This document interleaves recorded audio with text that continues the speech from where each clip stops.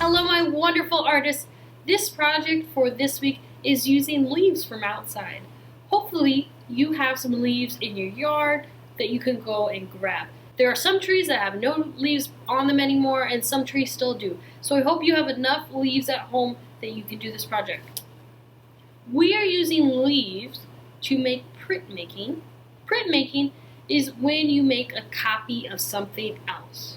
So we will be using leaves and watercolor or markers to use as printmaking, and we'll be able to see the leaves on our paper even without the leaves really on the paper. So I made lots of examples. This one is the best that turned out. As you can see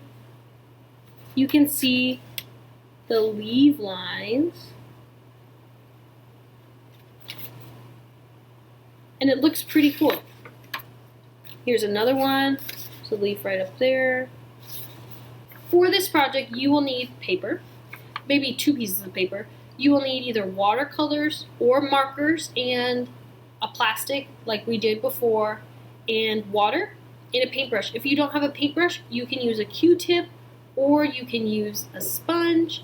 There are other options. If you don't have watercolors or markers, you could use food coloring. So let's get right into how to make our leaf prints. We are using water and a brush, and we're going to get our whole paper wet. If you don't have a paintbrush, you can use a sponge, you can use a Q-tip, you could use something else to get the whole thing wet. Once it is pretty soaked, you have to work fast with this project because otherwise the paint will dry. You're going to go in, and as you can see, it's really cool when you paint on top of a wet paper.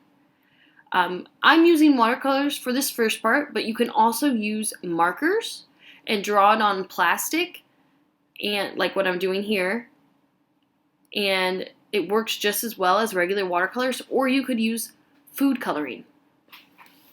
That all works. So once you have to work fast, so since it's still wet, we're going to put our leaves on there and add more paint on top.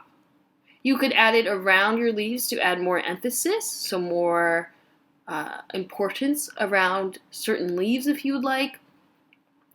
That is all up to you, but we do have to work fast. You can pause this video so you can catch up and work along.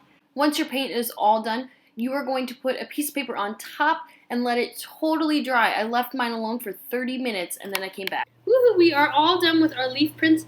You need to make sure it's totally dry before you can take your leaves off. That is the most important part about this. If you take them too early, you won't see any of your leaf prints. So I would keep your leaves on there and another piece of paper and just let it sit there. Maybe go and do something else and then come back once it's dry, and then you can reveal the magical prints of leaves. Make sure you take a photo of yours when it's all dry and all done and put it onto Seesaw. I can't wait to see what you do.